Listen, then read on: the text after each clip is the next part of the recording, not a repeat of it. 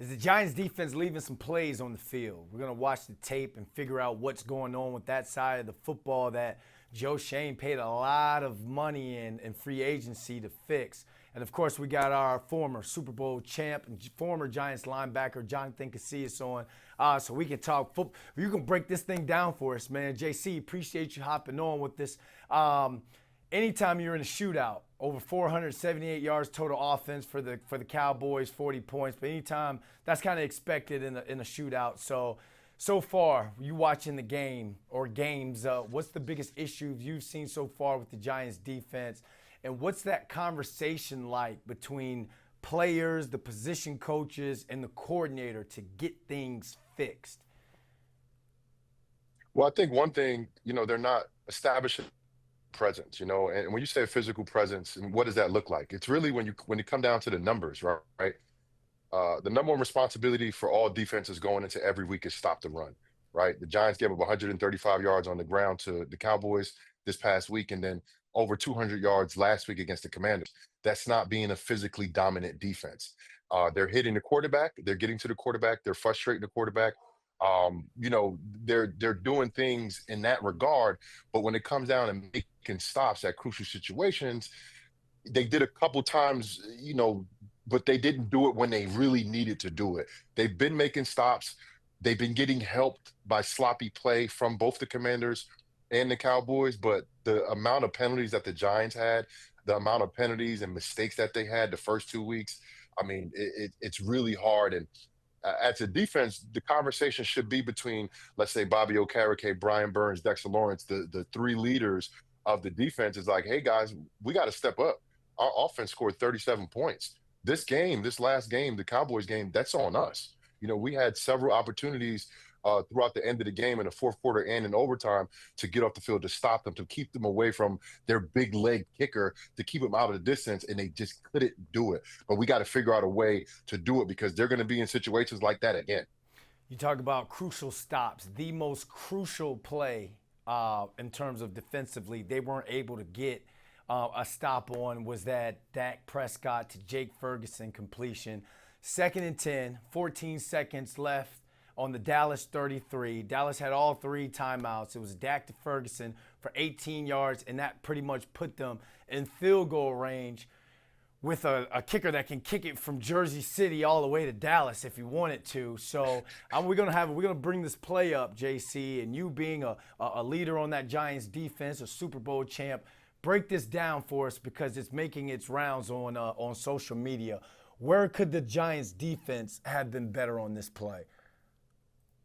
Well, I think when you think about the context of a defense, right? This is a basic cover two with the middle linebacker covering the number three vertical.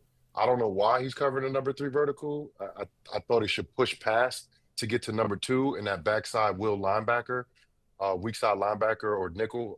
Who's in there? Is that the will That's or the Dane Belt. So if we pause it okay? here, So he's playing yep, will though. He's playing will. yep. So he could have been in better position for that. But this is the mindset before that play, because this is after Kayvon Thibodeau hit the ball out of Dak's hand, right? On 1st and 10. Yep. This is the next play, if I'm not mistaken. Yep. So that first and 10 play, I was sitting there watching it. The Giants were basically lined up in the same type of formation defensively. And I was like, why are they playing so soft? Why are they playing so soft? This is not where the Cowboys got to get all the way down to the 20-yard line. They only needed a few yards, a few yards, 15, 20 yards, and they're in field goal range for Brandon Aubrey. When I played with Spagnuolo had at the end of the game, you had two different situations you're going to be in. You're going to be in a chunk situation or you're going to be in a competitive situation. That chunk situation is what they were playing for. They were playing for the big, deep 40, 30, 40 yards down the field when, in fact, they didn't.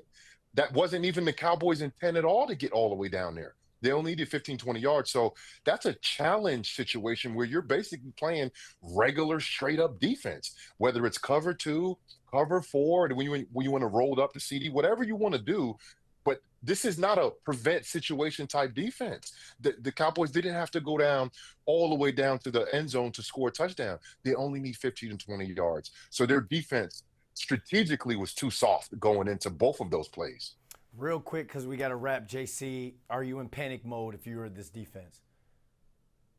No, definitely not. It's only 2 games, and when you're a defense and you know you got a guy that can win you games, Russell proved that, and I'm so glad he did, not just for the New York Giants, but for himself. He's a Badger, I'm a Badger. I think the way he conducts himself as a true professional, I think that shows a lot. And now he's reaping the benefits. Look, they didn't get the win, but this was even better than vintage Russell Wilson. He had an all-star type of game, an all-star type of performance. He showed the New York Giants faithful what this offense is capable of, what Malik Neighbors is capable of, what Wandale Robinson capable of. He got out of different situations with his feet, and of course, he threw that moon ball better than we've seen.